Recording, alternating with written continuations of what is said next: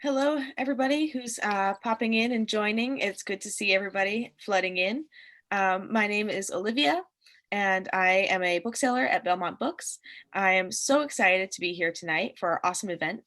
Just a little bit of housekeeping first. Um, we have a lot of amazing events coming up. Um, on Sunday, January 10th, we are actually the only bookstore hosting the launch of Taye Diggs's new book. My Friend with Shane W. Evans. So I'm really excited about that. And on Wednesday, January 13th, we are hosting Hafiza Jeter and New York Times bestselling author of American Marriage, Tayari Jones. They will be talking about Hafiza's new book, Un-American. I'm very excited about that. And you will see me there because I am hosting. I'm so excited I get to talk to the two of them. You can register for those the same place you registered for tonight's event on belmontbooks.com. And that's where you can purchase tonight's books, Cheeky and Who Do You Think You Are? So we want this to feel as much like a book party as we possibly can. So please feel free to talk to each other, talk to us in the chat. Just make sure that your little blue bar is set to all panelists and attendees. That way you can talk to each other and not just to us. And please ask questions. I will let Siobhan and Ariella know as soon as they're done with their discussions. So I am so excited to introduce Ariella Elovic and Siobhan Gallagher. Ariella holds a BFA in Communication Design from Washington University in St. Louis. Her work has been featured in The New Yorker, Teen Vogue, Refinery 29, BuzzFeed, KAAST, and Womanly Magazine. Ariella has collaborated with various female interest brands, including Lunette Cup, What's in Your Box, Luna Pads, and Cora for Women. She lives in New York, where she's joining us tonight. And Siobhan Gallagher is an illustrator and book designer in New York City, although we've just moved to Kansas City. Her illustrations have been featured in publications such as New York Times, Elle, Canada, and US Weekly, Huffington Post, and Penguin Classics. She self-publishes multiple zines a year, draws every day, and is in a constant state of nostalgia. Who Do You Think You Are is her second book. And with that, I will turn it over to you guys. Thank you all so much for coming, and I'm so excited you guys are here. Thank you. Hi, everyone. Yay, thank you. So excited to be here. It's like a cheeky slumber party.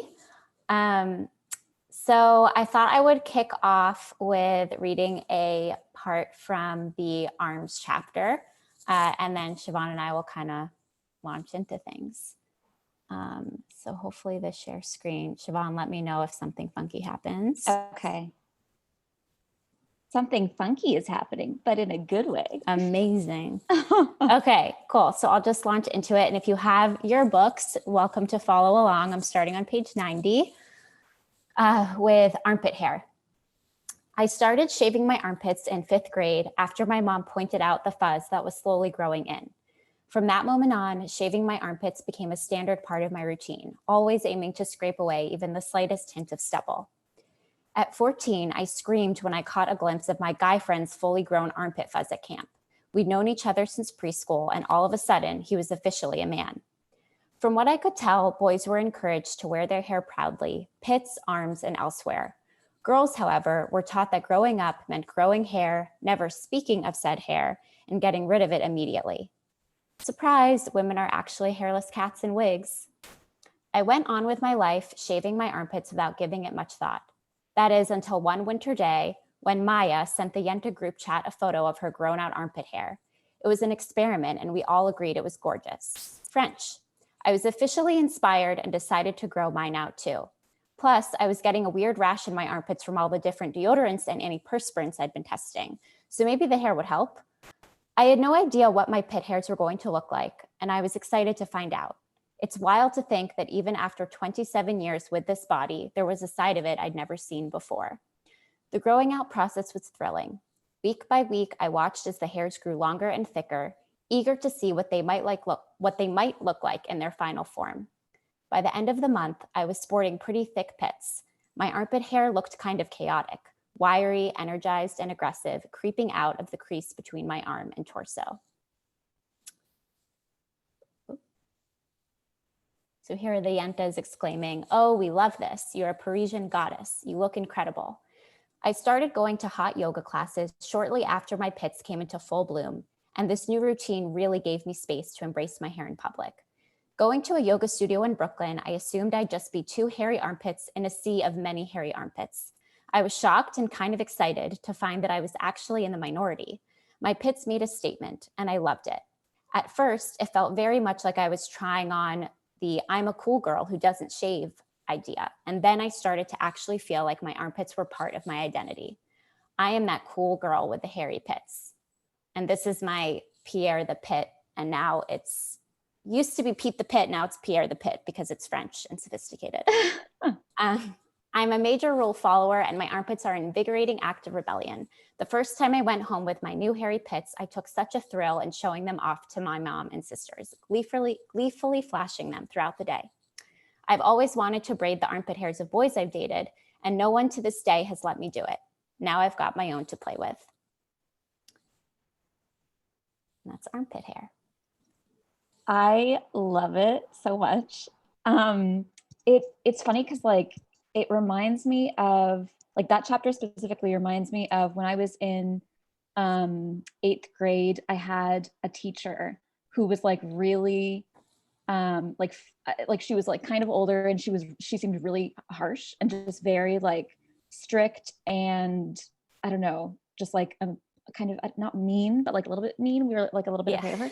And she told us how like when she was young, she was super self-conscious about her arm hairs. Mm-hmm. And like, I don't know, it's funny because like that was something that I had not, like I have a plethora of anxieties and like body anxiety stuff, but that was not one of them. So it was like a little like peek into like, oh, other people have insecurities that I don't know about, and I'm not aware of other people's like hair really, because that's not what I'm obsessed with, you know?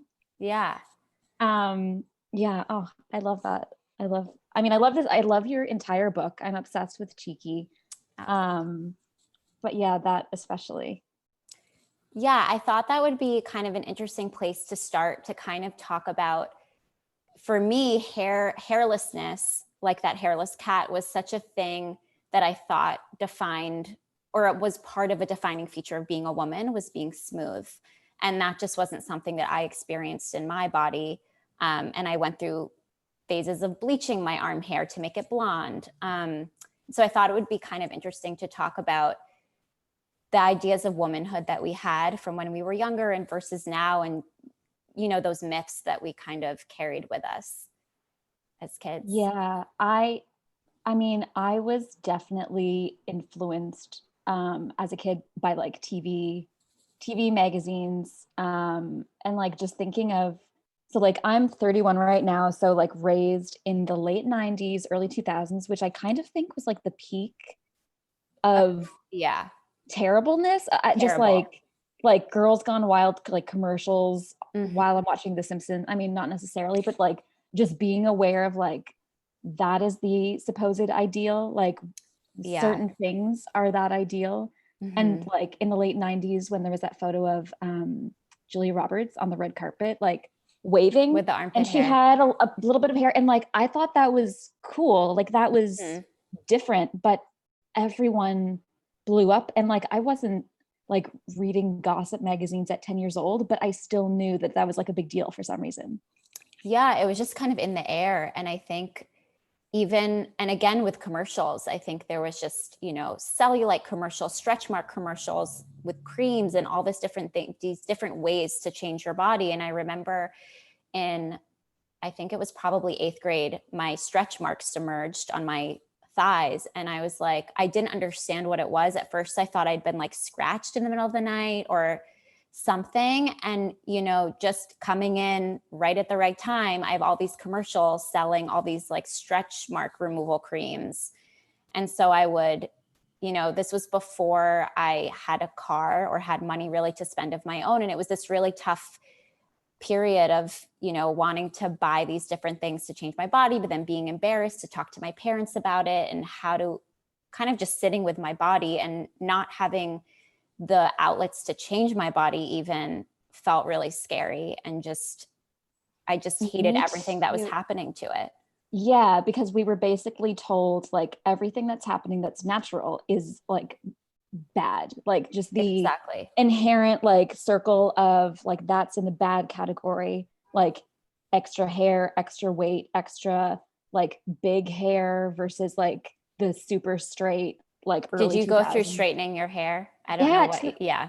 Yeah. And like my hair is like, I don't know, my hair is like kind of wild. It doesn't have the nice curls that I would want, but like it does get big. And so I would like in high school, I didn't have like a good hair straightener. So I would take like the iron to iron clothes. And my method was like, I had this full length mirror that I folded over my silk pajamas and then placed my hair on Oh one my side gosh. and like ironed it down on like my makeshift ironing board, vertical ironing board. And like, I would curve my hand too much that I would get burns on my wrist. And so it looked, yeah. So like I looked, it wasn't, it was painful and like, oh gosh. Yeah. And that's the other thing, like the amount of work that we went through and the amount of mental energy spent just thinking about, you know, all the work that had to get done. And there was only so much time in the day. I would wake up probably at 5 a.m. every morning to shower and then blow dry my hair and then straighten it. Yeah. And like the amount of products that were marketed just as like, this will fix you. Like, this is what will, like, this is what will fix you. And then when I would like, I would buy the hair gel or whatever. And then when it wouldn't fix me, I'd just be like, okay, so like, I am not able to be fixed. Like my natural state cannot be tamed. So I'm bad. Like I'm a bad female or whatever.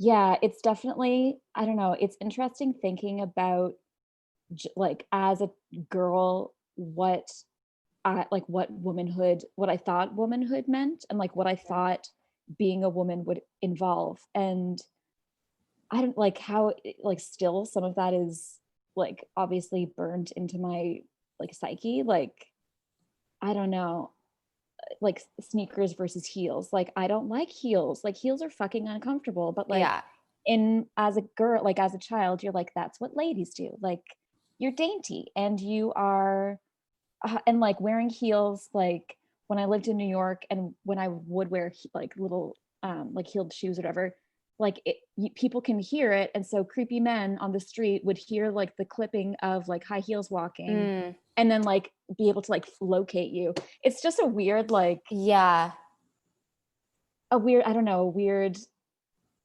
just one of the many weird things that like we as like girls growing up at like what we thought was normal and what we thought we would have to do when we grew up. Not even normal, just it's a given, like it has to happen. And I think I think for me a lot of the times it was surrounding hair, and also clothing was a big one. Like I remember in college it was like you have to have the tight black jeans and then the wedge heels, and that's what you wear when you go out. And it was a very American Apparel. That was the big fashion of like when I was in university, like 2009 or whatever. American Apparel. Like just, I don't know. Like I didn't have as much like hair anxiety, but I was definitely / still am like trying to work my way through just like body issues of like what you should look like and what is good for what is considered a good body versus like an undesirable body. And that like is ingrained in you. I mean, in just girls at like at age 0. And I mean, not even just girls, like everybody, like especially with like weight stuff. Just thinking of like TV shows, how if there was, I mean, I guess this is like consistent for both weight and hair. Like if there's someone who's like heavy or has more hair than the other characters, that's usually the butt of the joke. Like that's usually it's their character, it's their personality. It is their defining feature, which is like the differentness, the like separation of what the normal should be. Like what TV shows did you watch when you were like growing up? I think probably the biggest, where I kind of sourced a lot of my this is what I want to be like from, was a lot of the OC or One Tree Hill.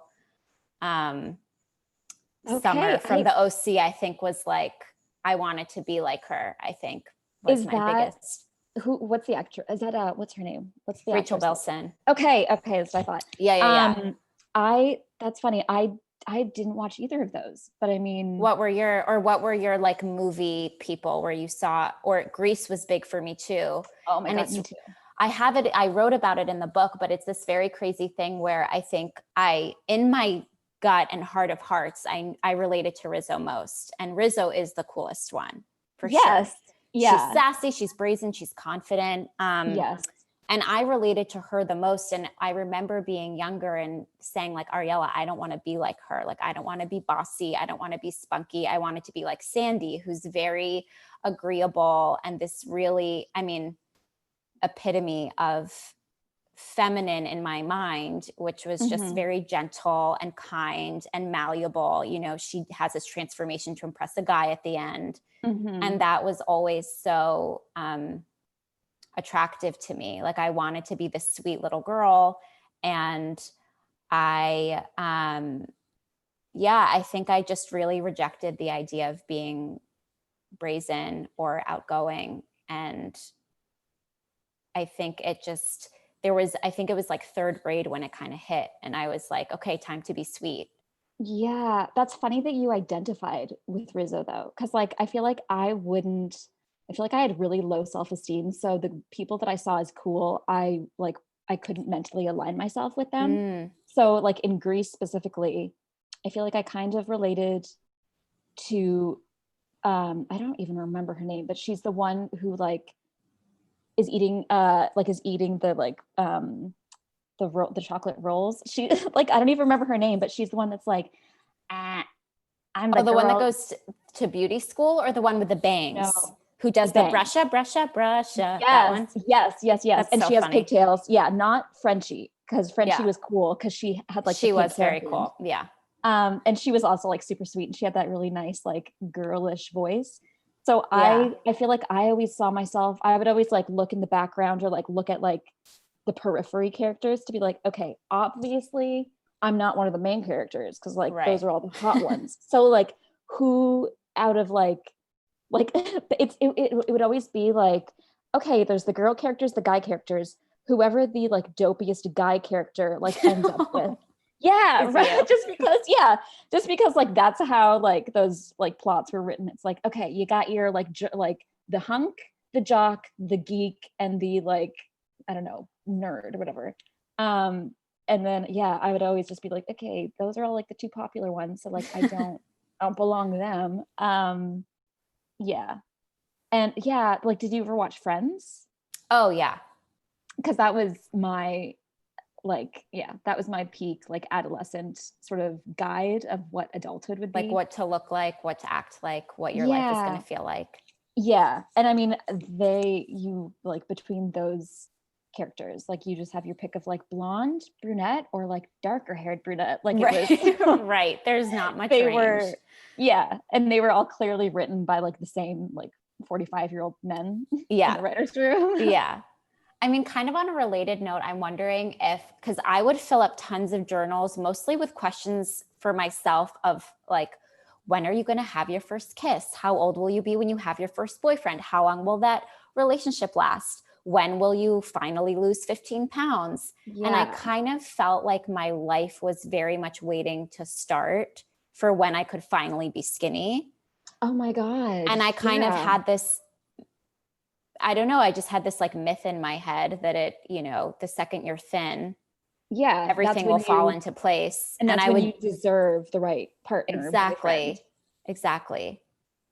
It is ridiculous, like clearly, but I'm still, I don't know, like, I feel like what kind of started to break that like line of thinking down for me was like, I don't know, kind of dated reference at this point, but Lena Dunham in Girls. Because like that was finally, it was like, okay, like let me see, like, so you look like this and you are like happy, right ish, and like with boys, like with guys, and you're the main character. So that was like very, I don't know, that it was super new. And like it's sad that like, how long was fucking King of Queens on the air? Like just like the media for like men to sort of that are catered more to that versus the like media for women is very much just divided. Yeah, and also just the idea too that if you're a bigger person, your partner needs to also be bigger, and you can't have any. And especially if you're a girl, at least for me, it always felt you have to be smaller than the boy. Like there's no option to not be. So it was like this stressful thing. I think when I started, like not finally, because there's no finally, but when I did start dating people, when I was like had just moved to New York after college, because I really before that was so very. It was that same thing of I don't deserve this because I'm not thin enough, or I don't deserve this because I'm not at my optimal level yet. Version of yourself. Yeah. Exactly. And I think that I still had a little bit of that when I moved to New York, and thinking, when I started dating someone, I have to be like, okay, well, I have to go on a diet because, I can't be bigger than this person. I have to make sure I don't, somehow get bigger than them. And it was a lot of thinking about, how the other person is experiencing the situation and how I'm making the other person feel. And it was so little about how I'm feeling. And I think that that's kind of was my big epiphany through writing this book, is just kind of focusing in on, but how am I feeling about my body, not about how anyone else is feeling. And I think, as much as I would have loved, obviously, for COVID not to be a thing, and it would have been awesome to share this book with all of you in person, I think it is this really unique time to kind of allow for that space to just, because our bodies are not existing for anyone else but us right now, because there's no one really to, and there are days where I do miss getting dressed up and, wearing a fun outfit out just to like, even just getting compliments. Oh, I love your top, or I love your whatever. Like those aren't huge moments, but I think it feeds into our subconscious, obviously. And I think it's been really valuable to kind of quiet that noise a little bit and just have some time with ourselves. It is definitely like COVID, I think, has forced everyone to like just take a look at them. Like you just need to look inward because there's nowhere else to sort of look. Like when you are stuck at home and you've nothing else to really distract you, like your usual like hobbies and outings and stuff. You definitely, I don't know, like I feel lucky too. Like I'm trying to look at I don't know, look at the positives like for during these times. Like I am super fortunate, and like this is it I don't know, it can be like a I don't know, just a good opportunity to like, you're not living for anyone else right now. Like you're not living for like, I don't know, your outings or the people that you want to see, like your friends. You're not living for those like social sort of nods of approval. And it is, I feel like you mentioned that when you like started dating and like moving to New York and stuff, and how you would always look through the lens of like your date, basically. Like I did that too, and I feel like I'm only sort of in the past like few years changing that perspective. From constantly thinking like, how do I sort of meet someone else's approval? How do I meet someone else's expectations? And finally shifting to like, why is this person's opinion supposedly more important than my opinion of me? And like, why, like, who are you catering for? And like, especially after, like when I love how you talk about your yentas in the yenta group in Cheeky, and how like when you have a sort of great group of people that love you and know you, you're kind of like, okay, like I must not be that bad because like I respect their opinions and their points of view, and like they like me, so why am I not letting myself believe that anyone else would feel that way? Exactly. Did you find, I feel like a thing that kind of helped me going through these thoughts when I was like first in New York and on Tinder and like going through dates and stuff. I feel like a lot of going on like bad dates with disappointing dudes kind of like helped me realize like, oh, yeah, like I'm fucking awesome. Like these are Yeah. not good people. Like, I don't know, like they're not funny. They're not like worried Exactly. about what I think. So why do I care about, like, I don't know, why am I so worried about it pleasing them? No, totally. I think there were moments where we were like, I keep meeting really awesome girls I want to be friends with, Yes. but Oh I'm my not God. having the same experience on dates. And I think it's, Yeah. yeah. And I write about this in the book too, but there were, with the online dating, there was a lot of like, every day before a date, I would have like a last minute crisis of, I need a new outfit. And Yes. what would spur that usually is like, I've went on Instagram and I've stalked this guy I'm going on a date with, and I've decided the type of girl he probably wants to date, and it's not me. So I have to go and get like a different skirt, or is it jeans? And then I have to get a new sweater. And then should I be wearing heels? I remember there was at one point I went on a date with some like for sure like like very broy finance guy, and there's nothing wrong with broy finance guys. I'm like, it's totally fine, but I think it just wasn't for me. And but I like had gotten wedges because I thought that that's the kind of outfit that this person would appreciate, and then I got a new skirt for it. And I just remember walking home, like wobbling home, and just being like, what was that? I didn't get anything from it. And I think it's just, yeah, I think having the yentas, and the reason why they were such a helpful device in the book is just they're kind of this reality check. Yes. Oh my God. And everyone needs one. Everyone needs like a friend who will not, like, you need a friend who's like tough love. You need a friend who will like always like blow you up.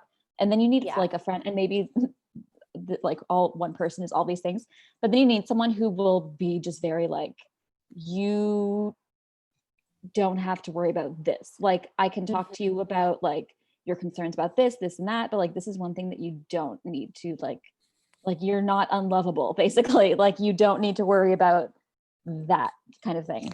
Oh man, my gestures keep like knocking out my my earphones.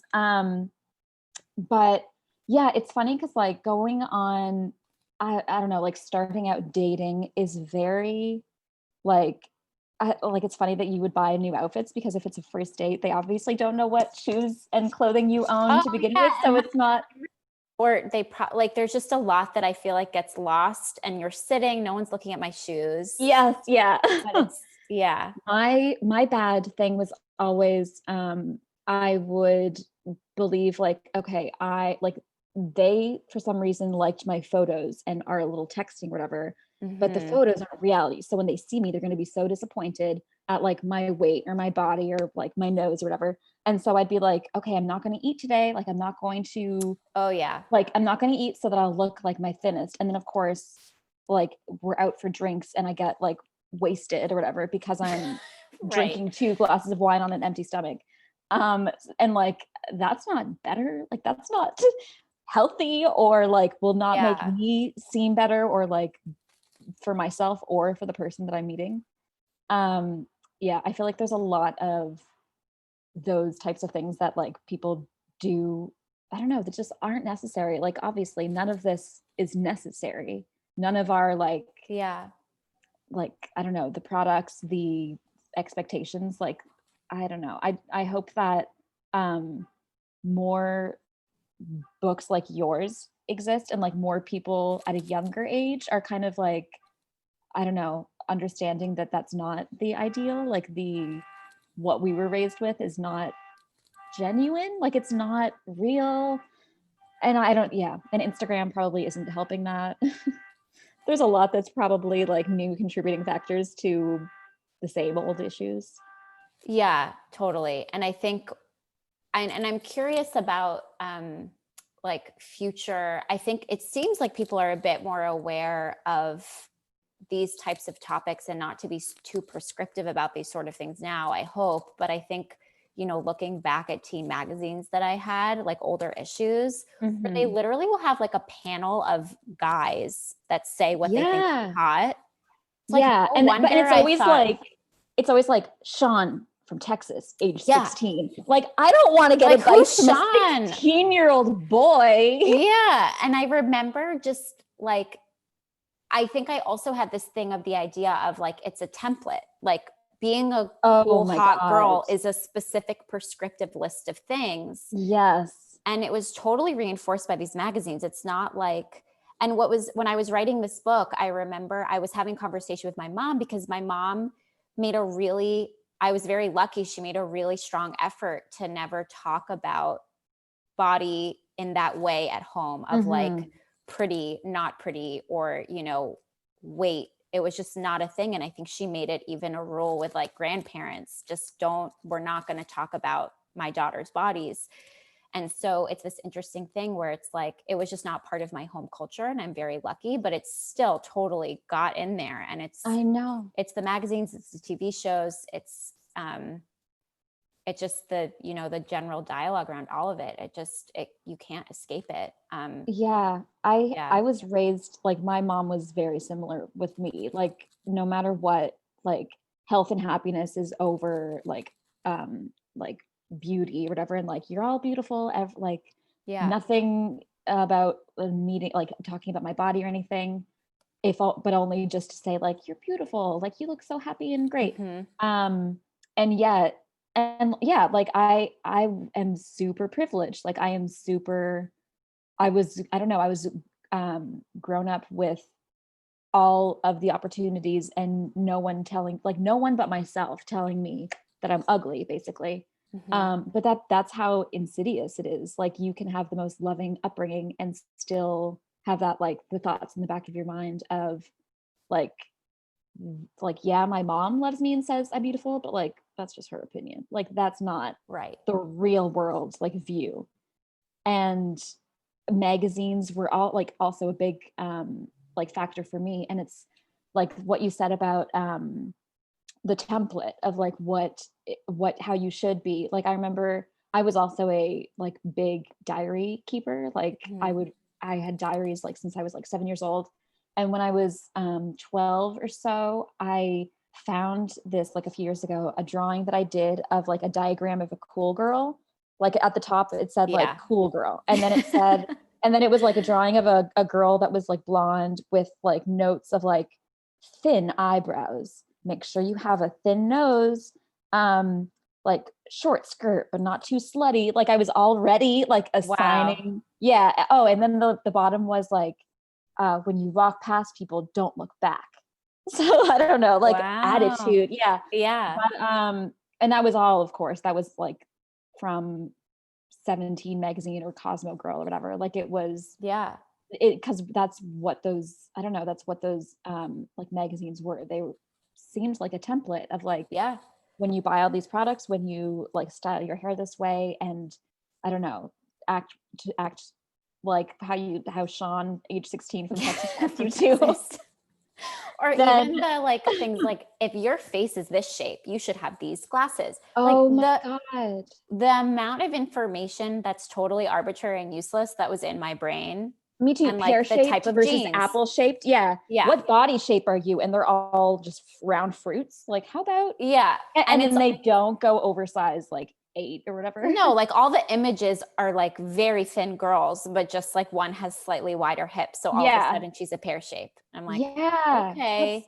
That was like thinking of like who I kind of looked to for like, who can I relate to that's like in pop culture celebrity. And just thinking of like because like body image and sort of the idea of being fat and skinny was just constantly on my mind. Like, who in the media and pop culture like fits into the fat category. And it was always like slim women, like America Ferrera. She was that was big for me. I was like, okay, well, she's like the fat one from Sisterhood of Traveling Pants. Like, I was like, I don't want to be like her. Exactly, because when you relate to the fat one, then you admit that you're the fat one or whatever.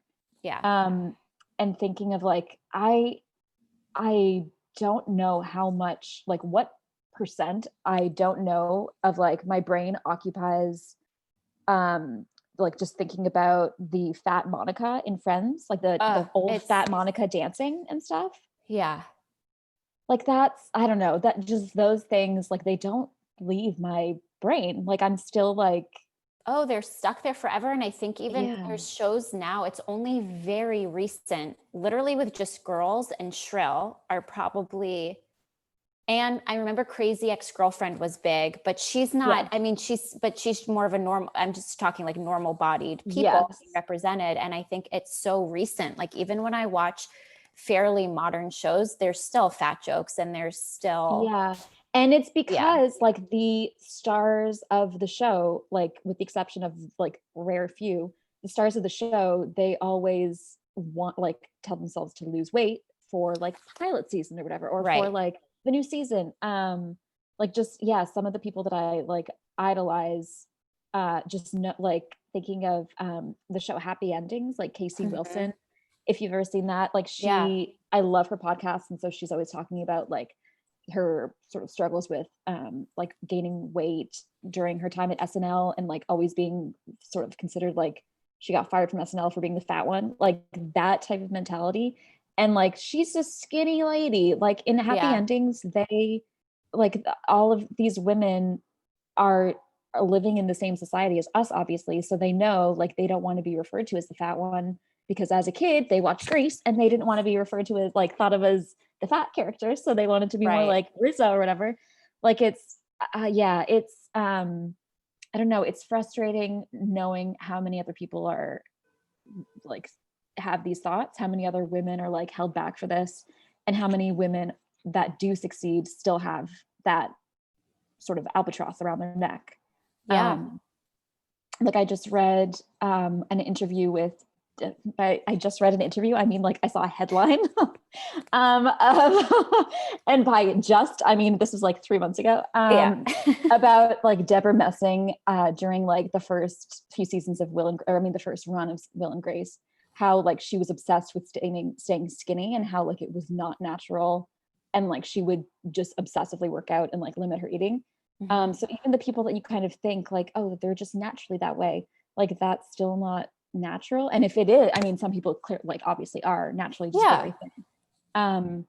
But I mean, in movies and TV and like media, that's just like the base standard, and it's not, obviously that's not what most bodies look like, or like, and it's almost nearly impossible to look like that for most people. And I think, I don't know if you have a similar moment, but I don't remember exactly when it was, but it almost, the way I can describe it, of like when I kind of decided like, wait, I can eat whatever I want. It felt very much like, I don't know if you've ever had like a task that's hanging over your head. It used to be homework. And I'd be like, you know what? I don't need to do it today. I'm just going to like put it aside for now. And just the weight that lifts, and you realize it's all you. No one was ever, telling me these things. And I think I didn't realize how much I still was kind of a prisoner of that mentality until quarantine, because now I'm so much kinder to myself with food, because it's the only, and I'm very fortunate again that I have food at my disposal and I can buy the food I want, but it's really the only source of variation I have. Like, it's like, what am I going to eat today? Like, it's this fun. I make breakfast for myself now. I keep cream cheese in the house because like, I'm not going anywhere. So it's okay if I fart all day. Like, it's like, I buy like nice cheeses when I want to. And I think there's a lot of things that I just still was not allowing myself, that now that kind of the guardrails have been lifted a bit, just because I need to make myself feel okay as much as possible. So I don't know if you have something like that, food or otherwise. I definitely, I think my biggest breakthrough, because I don't know, food has always been a weird, like, just a weird thing where like there's shame surrounding it. There's shame around like, I don't know, certain like foods and like eating in public, like as a woman, as a girl, like eating in public. Even when I go to the grocery store now, I'll kind of be like, or I used to notice myself kind of taking like surveying what I got and feeling how it felt about me. You don't, like if you, because we're kind of given that image of like the sad cat lady in the grocery store with 7 like things of ice cream, but like And so, yeah, I don't know. And like that's such a stupid cliche. Cause like, that sounds like a fun fucking night. Like just buy whatever you want. Exactly. Did you ever see The Holiday with Kate Winslet? Yes. Yes. So when Cameron Diaz is she gets to England and she's like going shopping for her night in, and she's like buying all this food. That's always been my favorite part of the movie. That's what came to mind. That is so funny. I wanted to watch that movie during this past holiday, but I haven't seen it. It's good all year round. I watch it all. It's Nancy Meyers, isn't it? Yeah, it's really fun. Yeah, it's really fun. Go wrong. Yeah. But was there like a moment for you that you feel like kind of dispelled all of this, or something clicked? I don't know if you have, yentas of your own, or if you were your own yenta at one point and you were like, Siobhan, cut it out. It was definitely, I think, a combination of like being my own quote unquote yenta. I love that term.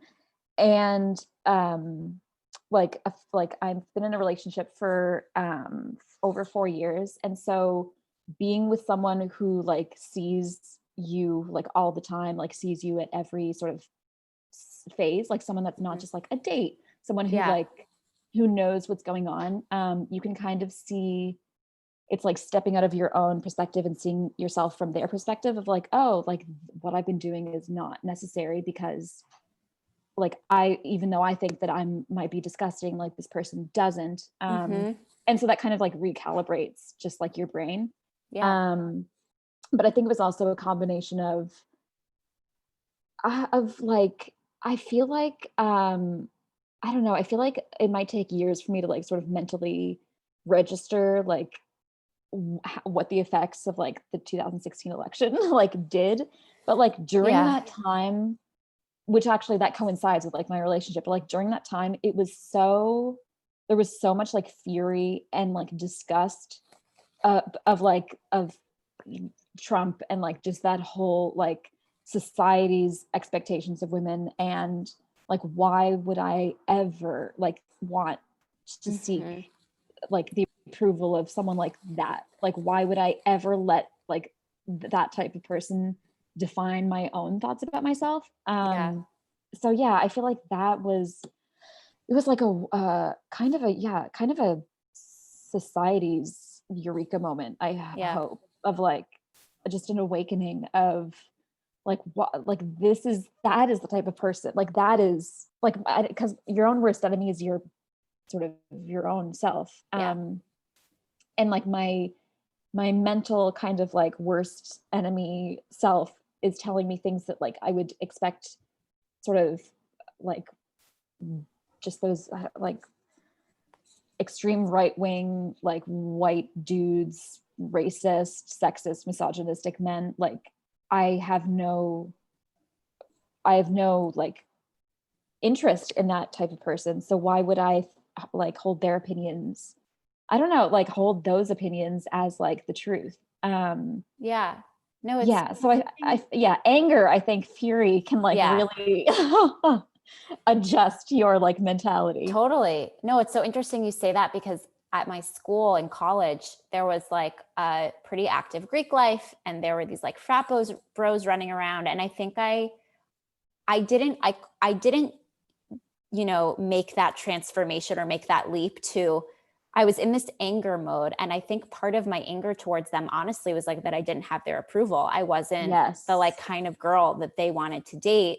So I think in that vein, in that moment, I was angry because there was a feeling of being less than.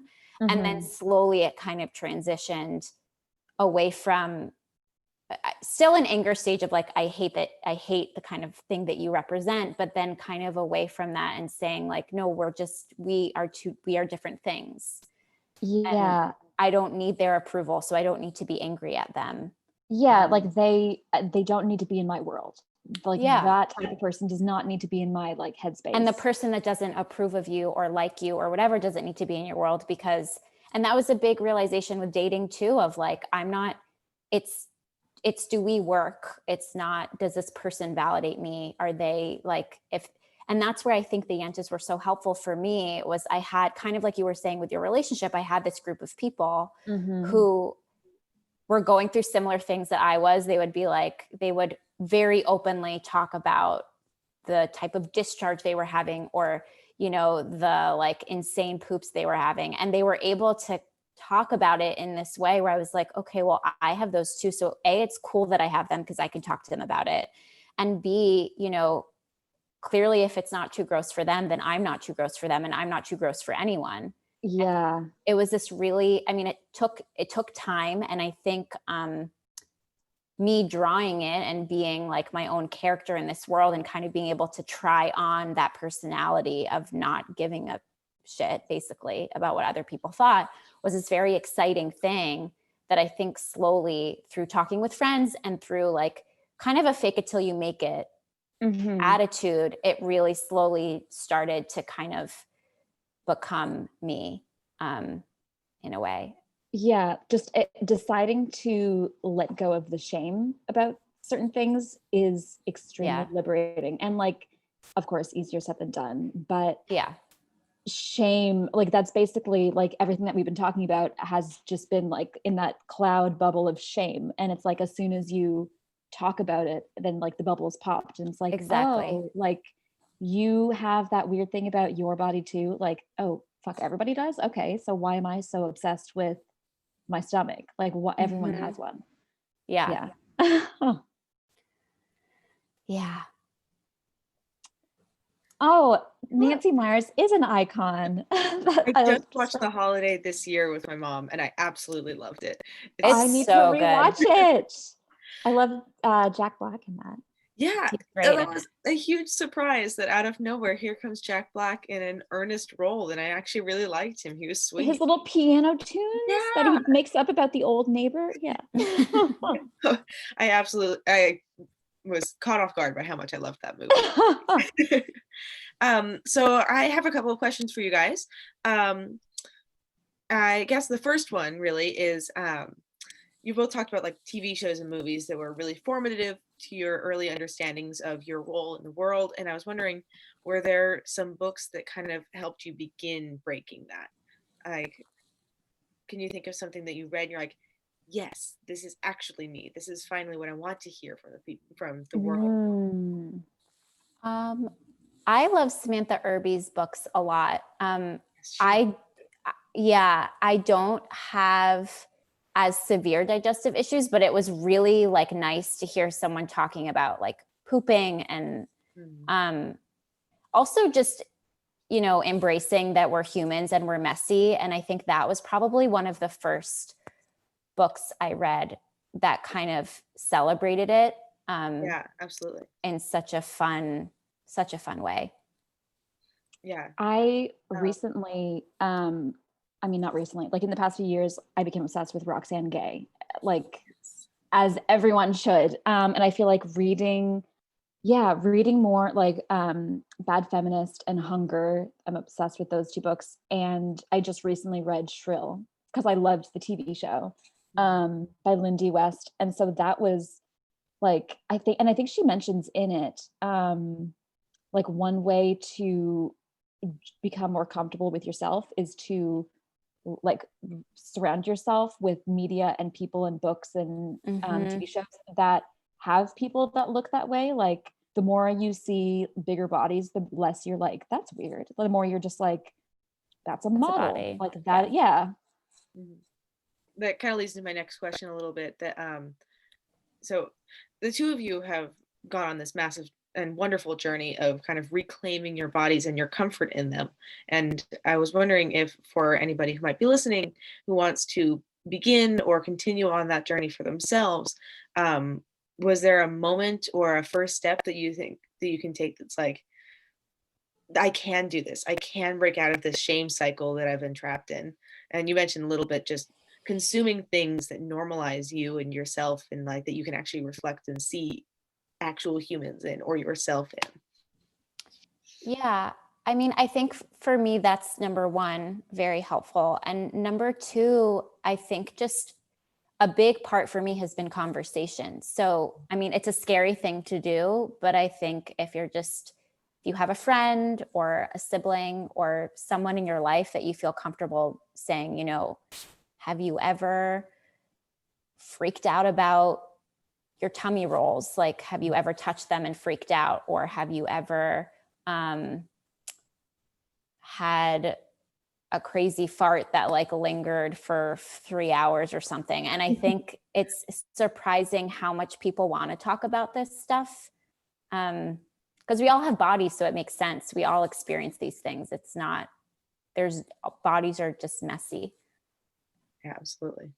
I totally agree. Talking about it and just like, I don't know, seeking like the joys in those things, and especially like have like those conversations with friends, and like just how fun they can be when you're just letting yourself be gross.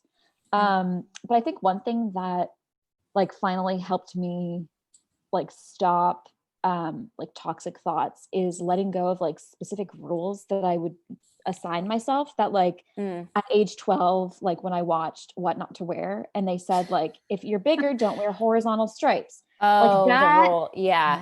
That's the biggest that lie. was Yeah. the biggest lie. Like It's such a lie.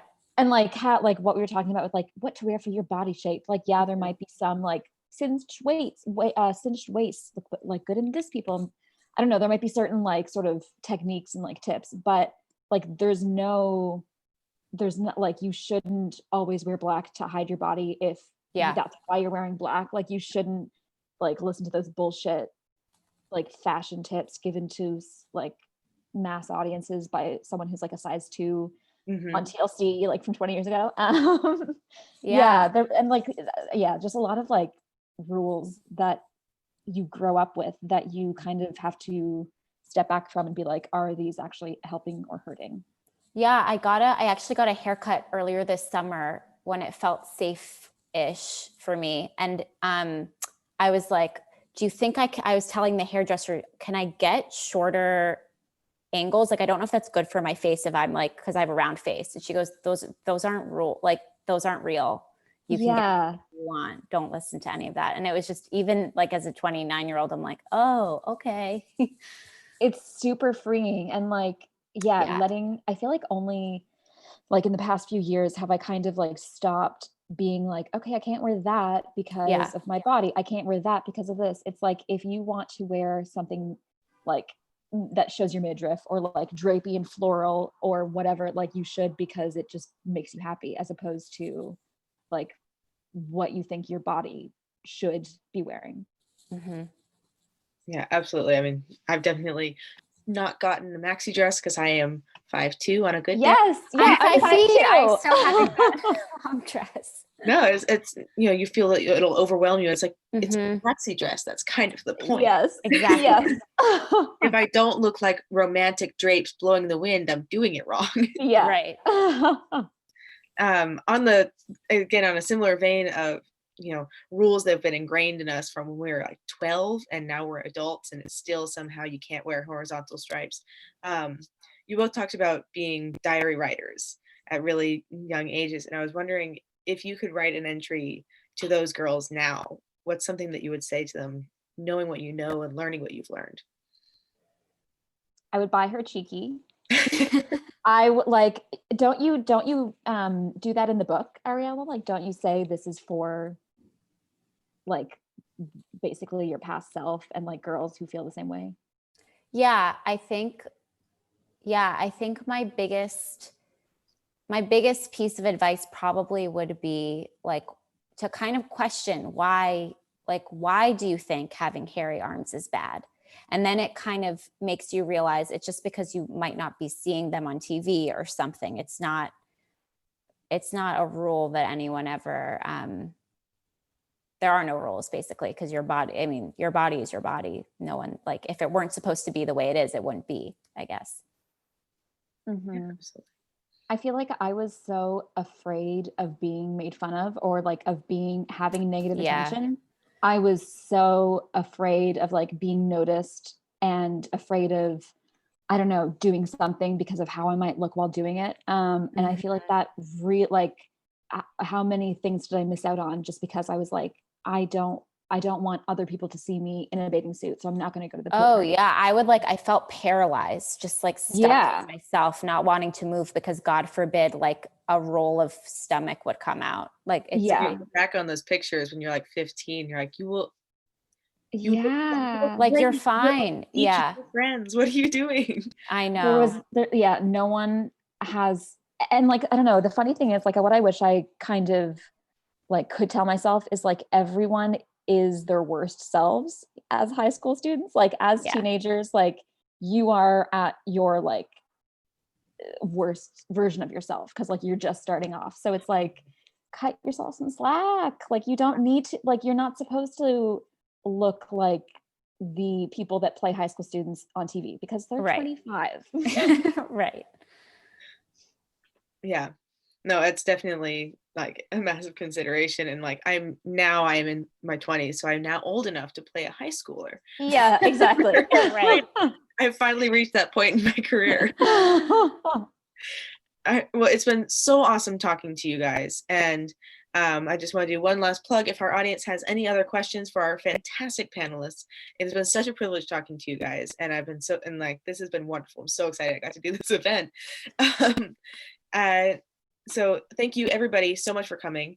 You can get one copies of the wonderful books you mentioned, Samantha Irby's Wow No Thank You and We Are Never Meeting in Real Life, or Roxane Gay's Hunger. All of those are Belmont Books. Please stop by. And you can also get, of course, tonight's books. Cheeky, I'm not sure if I'm actually pointing at you.